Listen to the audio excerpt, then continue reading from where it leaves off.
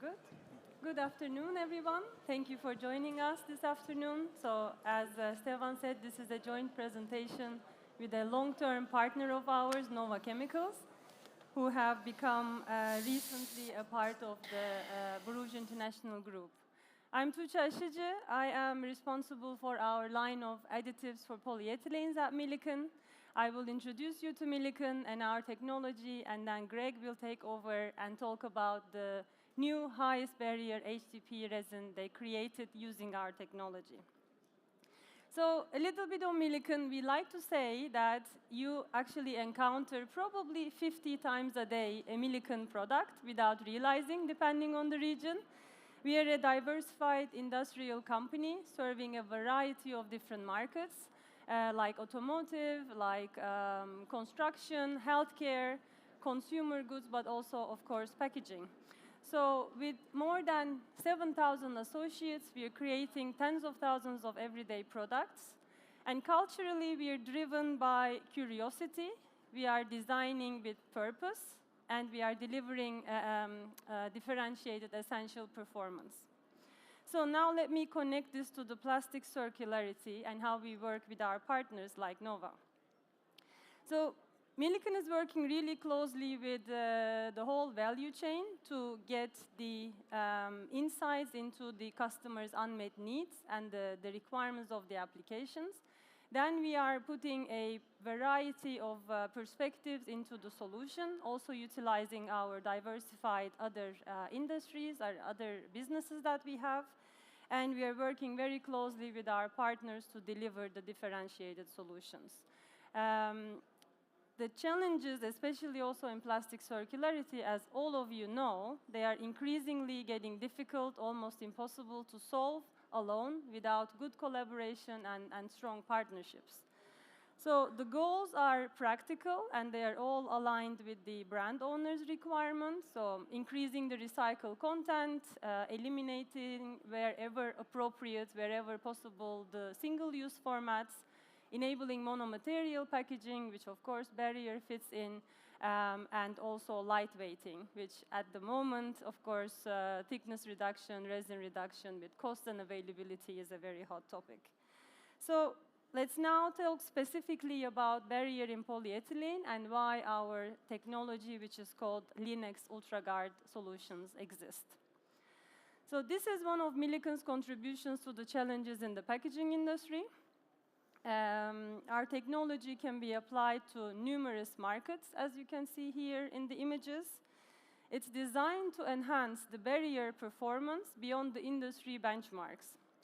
And by doing that, there are three main benefits, values that could be created, of course, through design flexibility, use of less material, cost savings. Secondly, it is enabling the more structures that are monomaterial, so recyclable, compatible. And the third one, it is enabling through higher barrier, better barrier, shelf life extensions, which creates a differentiation and cost benefits for the brands as well. So how it works, the Linex UltraGuard technology, it's a nucleation technology designed specifically for polyethylene. And we are creating a much more difficult path for all types of permeants to pass through by orienting the polymer crystals in such a way. So it's creating a passive barrier, and therefore it is against oxygen, moisture, so water vapor, and also other permeants such as alcohols or grease or fats, oils, fragrances. So it's not one niche application, but it is more for all types of permeants. And when you improve barrier, you are, of course, improving and creating value in several different ways.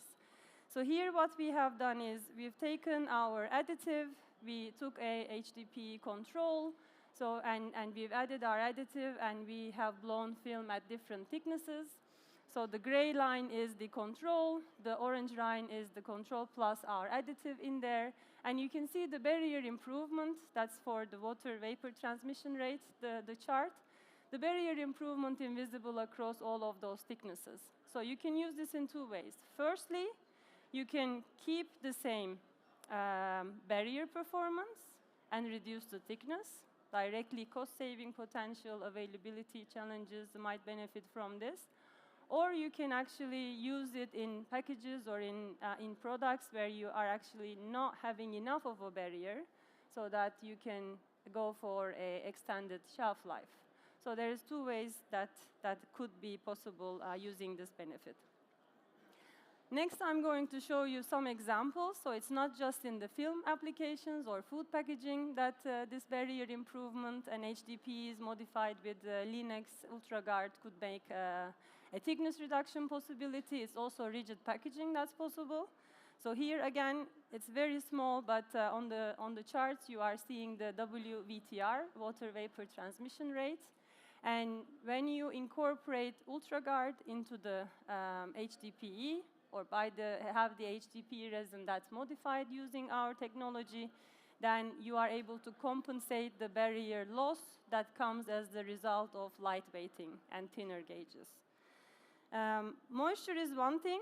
I talked to you about the difficult path, the tortuous path, passive barrier that's created. Here is an example about grease barrier. So think maybe pet food or coffee or rice packaging, so these kind of more oily fat foods. Here what we have done is, again, very simple structure of a 3-layer in the core. One structure has 51% HD, the other one is half of that, which of course creates benefits in other physical properties and bubble stability, etc. And what we could see is that through, again, the passive barrier that's created, we can have the thin core system act as a thick core control system. So there is a lot of other ways. It's not just a niche property that these modified HDPEs could be used in several different applications. And the last example I will give you before handing over to Greg is also a very hot topic. We are seeing, of course, through the monomaterial switch and the need for better barrier, a lot of EVOH usage and the moisture sensitivity of EVOH to improve the oxygen transmission rate, what EVOH is great for. Here again, we have a control with a 5% EVOH in the center, and then on the relative humidity that is higher on that side, we are using a HDPE modified with Linex UltraGuard, such as the one Greg will talk about.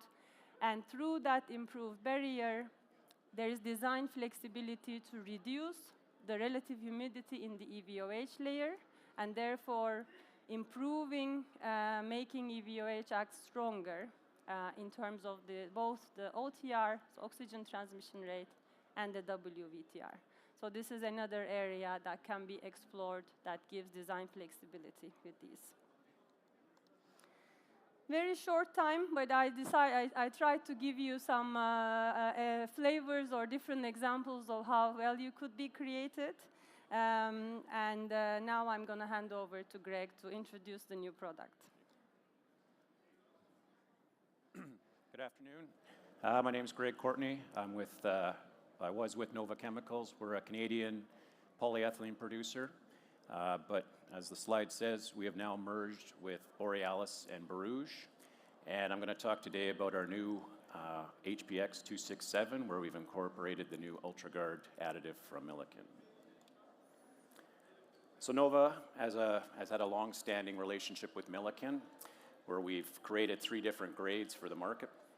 The first was our Surpass HPS 167, which is a 1MI 967 density product.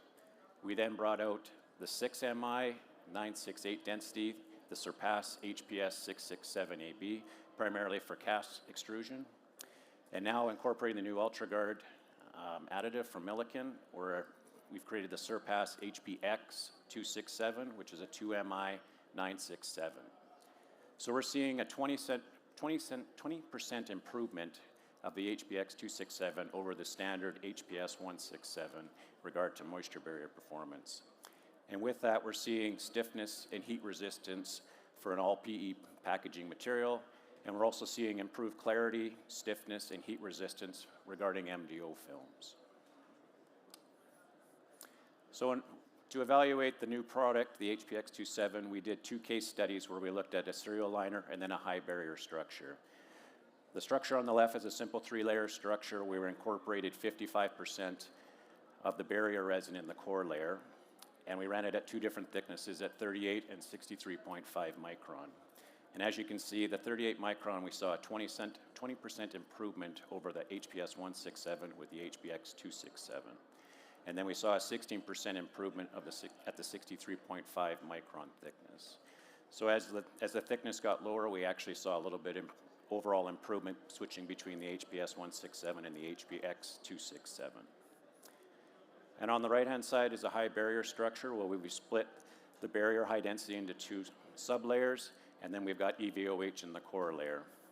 Once again, we compared the HPS167 against the new HPX267, and we saw an 18% improvement of the moisture barrier performance. So it serves 2 functions here. As it was discussed before, how the new barrier resin can actually work to protect the EVOH from moisture and actually improve the OTR and also improve the MPTR as well too. We also looked at creating a 9-layer sealant film, particularly for pet food. In this case, we put 4 layers of the HPX267, and we blended in our Sclair FP120, which is a 1-melt 920 density product to help improve the physical properties. Once again, we've got a layer of EVOH in the core to improve the oxygen barrier. So the HPX267 is actually doing dual services where it's providing moisture barrier but also protecting the EVOH. With that, we also saw an improvement with the barrier, so there's a potential you could down gauge it, and you can also look at this structure as potentially laminating to either a BOPE film or an MDOPE film, and that way you could create an all recyclable polyethylene pet food bag. We have just initiated work where we're looking at the grease barrier performance of the HPX27, which is important for the pet food market. So we also looked at blending the new Surpass HPX267 and specifically blending in high density and linear low. So looking at the graph, we're blending in a conventional high density. So on the far left-hand side is 100% HPX267, and on the far right is 100% of a conventional 958 high density resin.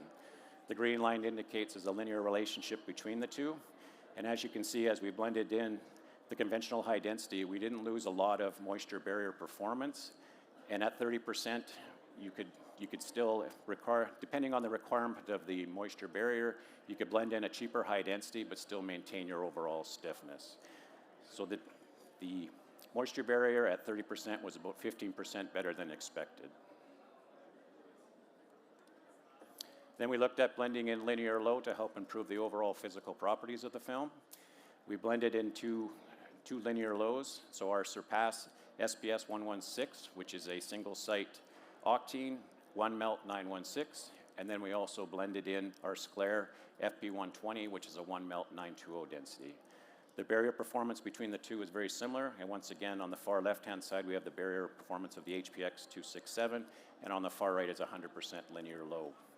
And as you can see, you can blend up to 30% linear low, improve your physical properties, and you really only give up a little bit of the permeability, or the barrier performance of the HPX267. So it blends well with a linear low grade. So finally, through the years, Milliken and Nova have had a great relationship. We've brought several grades to the marketplace. The new Surpass HPX267 provides leading moisture barrier performance, which gives you the opportunity to potentially down gauge, create monomaterials, and also improve shelf life and reduce food waste. Nova Chemicals, now Borouge International, will continue to work with Milliken to bring high-density polyethylene barrier grades to the marketplace. Thank you. So please come visit our booth. It's on hall 10, C18, and then we can also send you a copy of the presentation and answer any questions you might have. Thank you. Okay, thank you very much. We have two questions from our audience. I hope I get them right. The first one is with regard to Lennox UltraGuard. is it applicable as well to non-fossil-based HDPE? Yes. That's the short That's the answer. short Is there- answer. Yeah. Exactly. Yeah. Yes, it is. It really works with the orientation of the crystals and how the resin is designed, and we can definitely support in the resin design as well. Okay. And the other question is, does the more tortuous path change the polymer mechanical property like tensile strength? We are seeing a little bit of improvement in the tensile strength, but it's not like night and day, but we are seeing a definitely improvement in the tensile properties. If you compare the HPS 167 to the HPX 267. So. Okay. And then I have a question too. Having a new material is always something with a lot of bureaucracy. So what are the regulatory clearances and food contact status of this additive? Yeah, it's available worldwide, food approvals as well. The only thing we're waiting on is the Mercosur, which is around the corner. Okay. And do you have already commercial quantities ready? Absolutely. Yes, we have commercial quantities Otherwise, you available. wouldn't be here, right? We can Okay. sample. We can sample in Europe, North America, anyone. So. Okay. So, any more questions? We have still some time. Raise your hands. No hands. Okay. Thank you very much. Thank It was you. a pleasure to have you here. Thank you.